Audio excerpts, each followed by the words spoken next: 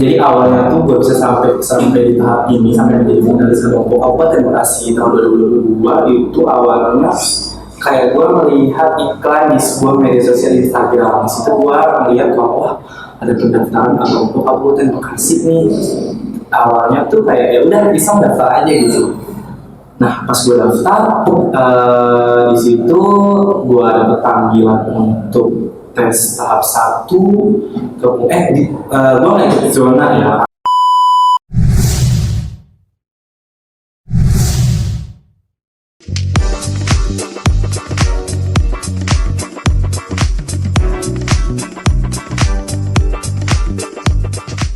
Halo sahabat LPM, selamat siang menjelang sore. Apa kabar kalian semuanya? Semoga yang nonton podcast ini dapat pencerahan ya. Pencerahan, emang kita mau ngapain ya?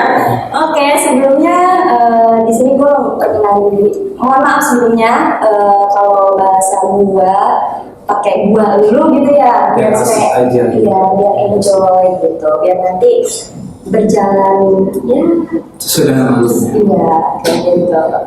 Oke, perkenalkan gua Cita Blia, mahasiswa STIH semester disebut akhir sih enggak sih? Semester 7 menuju akhir. Semoga dilancarkan ya. Amin. Oke, nah di sini ada teman gua, kita juga kebetulan satu kelas. Oke, mungkin bisa dia sendiri ya yang memperkenalkan diri gitu. Oke, langsung aja nih cerita. Oke. Perkenalkan, nama gue Taufik Wahyudi, satu kelas bersama dengan kakak Cut ini loh. Nah, gue dari semester 7 jurusan PAI. Oke. Mungkin itu aja cukup kali ya untuk perkenalan. Boleh, nanti sambil berjalan aja kali ya. Oke. Biar supaya enggak nervous banget gitu. Oke, di sini sahabat LPM lagi mengadakan sebuah acara gitu. Semoga lancar-lancar ya dari awal sampai akhir nantinya. Nah, kita mau membahas apa ya kali ini? Mungkin yang gue kuasai aja gitu ya, yang menurut gue menarik, yaitu Oke, itu apa ya? Kalian penasaran nggak? Pasti penasaran dong. Topik ini siapa sih dia? siapa sih gue? Siapa sih? Lu siapa? Oke, dia mahasiswa STIHAS yang luar biasa banget di bidang yang sangat populer. Tepuk tangan dulu. Keren abis soalnya mahasiswa STIHAS yang mendapatkan juara abang Empok Kabupaten Bekasi. Ya, tahun 2000. Tepatnya sih 23 ya, wakil 2. Oke, keren banget ya sih mahasiswa STIHAS gitu loh. Pasti kalian juga baru tahu mungkin ya, karena ya dengan topik semester 7 yang udah akhir juga gitu. Mungkin dia emang di STIHAS gak kelihatan, tapi di luar sana wow, keren abis. Bisa juga gak pernah masuk kan ya, gak pernah kelihatan gitu. Gue gak bilang gitu ya, gue gak bilang gitu. Tapi untuk penilaian dia gitu ya di kelas itu juga bagus kok, nggak terlalu yang jarang-jarang banget gitu ya. Ya gue juga sama gitu. Nah, lu kan dapet ya gitu ya sebagai finalis Abang Empok gitu. Betul. Nah, bisa sampai di situ tuh gimana sih perjalanannya gitu? Oke, kalau Apakah mudah? Apakah sulit? Oke, ya. Coba ya. Ini kalau untuk diceritakan dari awal untuk sampai akhir itu mungkin nggak cukup satu jam Cok, karena di sini kita terbatas waktu. Tapi nggak apa-apa. Gue poin-poinnya aja ya. Oke, boleh. Jadi awalnya tuh gue bisa sampai di tahap ini, sampai menjadi finalis kelompok Kabupaten Bekasi tahun 2022 itu awalnya kayak gue melihat iklan di sebuah media sosial Instagram. Di situ gue melihat bahwa ada pendaftaran kelompok Kabupaten Bekasi nih. Awalnya tuh kayak ya udah bisa daftar aja gitu. Nah pas gue daftar, di situ gue dapet panggilan untuk tes tahap 1 gue nggak ikut zona ya, karena gue itu jadi ada tahapannya, itu ada zonasi, ada tahap 1, ada tahap 2. Tahap 2 ini yaitu penentuan daripada finalis abang po ke-30 itu. Jadi gue daftar, sebenarnya banyak struggle yang yang gue rasain, yang gue lewati selama pendaftaran atau selama gue menjadi abang po ini. Sampai nangis-nangis nggak? Ada lah nangis-nangisnya. Ada. Cuma mungkin gue nggak bisa ceritakan di sini. Iya, oke, nggak apa-apa. Nah, takut nangis juga ya. Nah, setelah tahap 1 gue dipanggil, gue nggak expect kalau gue nanti bakal masuk, ya kan. Pada tahap 1 itu gue dites sama kepala dinas distributornya, itu Ibu Dian. Mungkin Ibu Dian nanti juga nonton nih. Nah, via Zoom. Kenapa gue dulu via Zoom? Karena gue pendaftarnya telat. Nah, gue masuk tahap 1, kemudian gue ke tahap 2 itu dapat panggilan lagi kan, barang lolos. Ya udah, gue effort, gue usaha dengan semaksimal yang gue bisa kan. Semangat ya. Di pos tahap 2 itu bukan hanya 1-2 pos aja, tapi banyak. Ada pos screening, ada juga pos public speaking, ada juga pos bakat, juga ada FGG, ya kan, problem discussion. Terus juga selain itu juga ada pos kepemerintahan. Gua lewati satu persatu, ayo gua kerahkan semua tenaga gua untuk menjawab pertanyaan-pertanyaan dari para juri. Sampai saat itu juga gue ya udahlah, mungkin kemampuan gue segitu. Ternyata lu pasrah gitu. gue pasrah aja, gue nggak expect bakalan lolos. bener, gue nggak ada kemauan yang gue kekeh untuk gue harus lolos, gue harus masuk menjadi ke-30 finalis, enggak. Tapi di situ setelah gue ngomong ternyata gue lolos gitu. Sejuk banget. Oh. Keren banget. Terus nah setelah itu jadi belum cukup sampai di situ cuy. Jadi di Abang Pop itu setelah menjadi 30 finalis itu ada tahapan-tahapan karantina.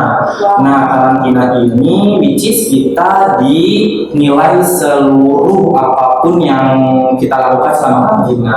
Kita diajarkan catwalk, kita diajarkan public speaking, kita juga diajarkan table manners, atau juga tata cara atau ada bersikap yang bagus dan baik dan benar.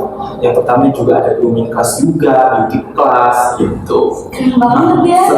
Gue karantina selama 1 bulan full 30 hari kan. Ya udah, selama 1 bulan itu kita kompetisi aja. Dan lu nggak pulang? Gue ulang karena karantina itu dimulai biasanya dari jam 7 sampai jam 9 malam, bahkan kalau mendekati grand final itu bisa sampai jam 2 pagi. Wah, berarti mau nggak mau lu minum ya? Ya, tapi waktunya gue nggak minum, gue pulang balik. Kebayang nggak sih, jauh banget. Karena gue tipe orang yang nggak bisa tidur kalau di tempat orang lain gitu, makanya gue mending pulang walaupun lama. Walaupun dalam keadaan lu capek, lelah ya, lu usahain tetap pulang gitu. Betul. Ih, keren banget, sumpah. Tapi enak banget ya kayaknya. Maksudnya selain lu dapet relasi, lu juga dapet ilmu. Wah, ilmunya bener-bener gila. Keren banget. Kalau untuk diceritakan gue dapat apa aja di Abang Po itu mungkin banyak sekali ya. Di sini gue masukkan sebelum gue grand final aja selama karantina itu banyak sekali yang gue dapatkan. Selain ilmu-ilmu ya, gue mendapatkan teman yang baik, gue mendapatkan senior-senior ataupun juga kakak-kakak atau abang-abang empok yang lain tuh yang membuat gue termotivasi untuk menjadi seperti mereka gitu. Karena yang gue lihat orang-orang atau alumni Abang Po itu mostly mempunyai karir yang sangat bagus-bagus, mempunyai personality yang memang layak untuk ditiru gitu, mulai dari karirnya, mulai dari public speakingnya, mulai dari ya apapun yang dia lakukan itu terlihat kayak elegan gitu.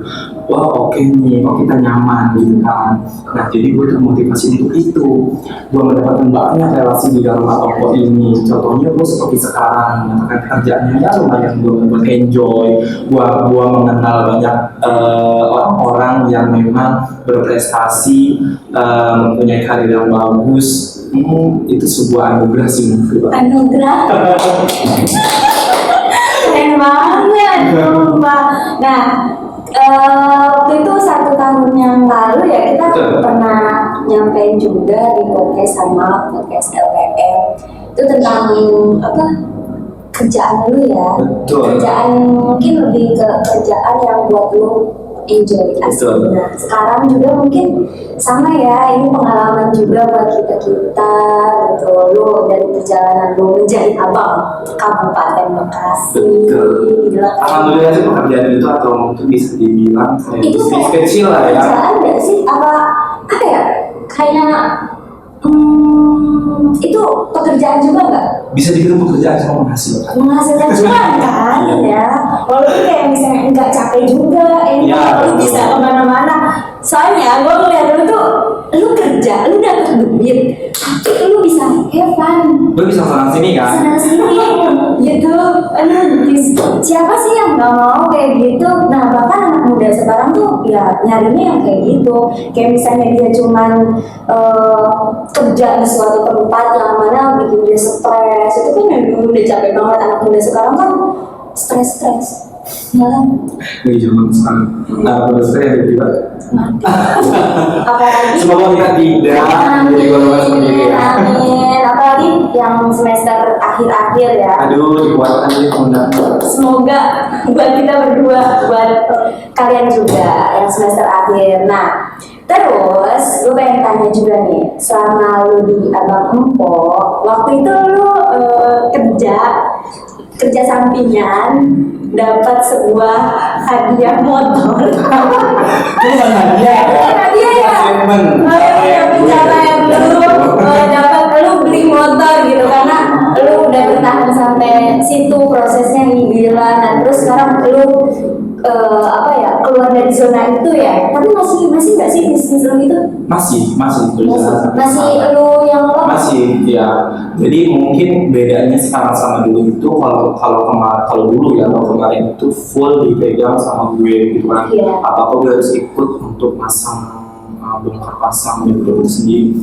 Tapi kalau sekarang sih udah enjoy karena gue bisa melepas ada teman-teman gue atau ya bisa dibilang kru dari project itu sendiri. Ya udah, misalnya ada journey, ya udah pasang deh, nanti gua follow up dari via WA aja gitu, jadi bisa ditinggal. Makanya gua bisa freelance sini gitu.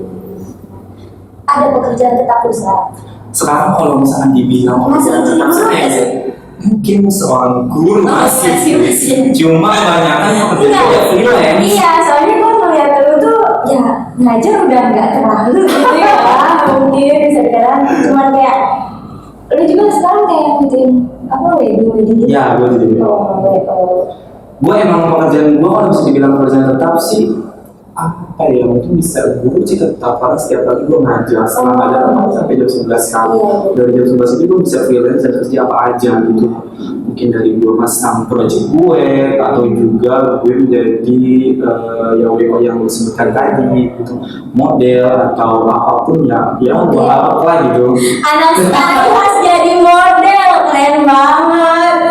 Ngomong-ngomong model, lu lihat deh Taufik, mirip siapa coba? Mirip siapa coba?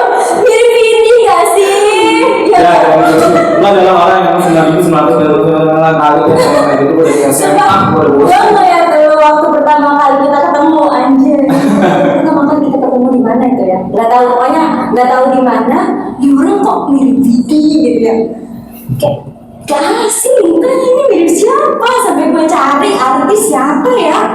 Oh, si Topik mirip Bibi.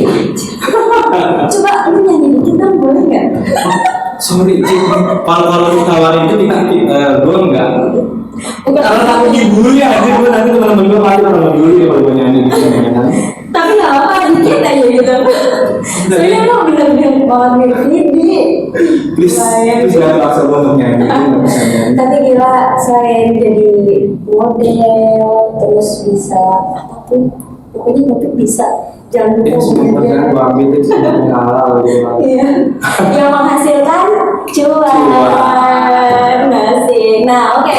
Yang terakhir, gue pengen lu menyampaikan pesan-pesan seluruh mahasiswa Indonesia gitu, untuk mereka yang sedang berjuang di berjuang dengan pembelajarannya sendiri atau berjuang dengan karirnya. Makanya nyampein pesan deh buat mereka. Oke, Buat gue juga ya.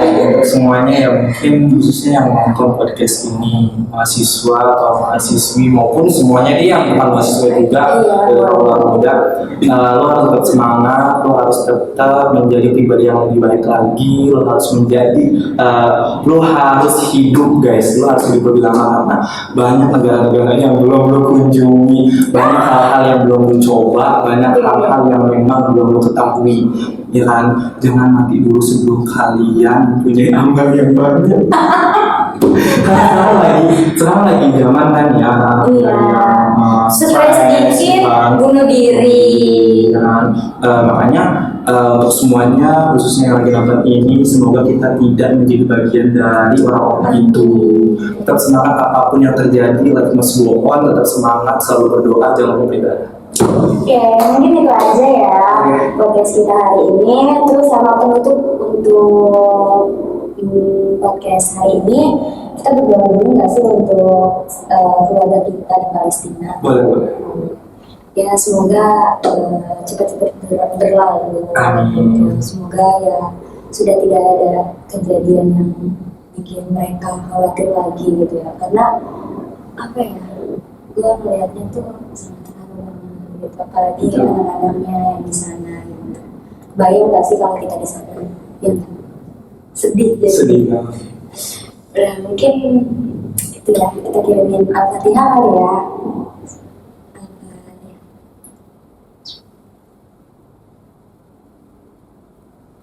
Oke, terima kasih. Sampai jumpa di lain waktu. See you again.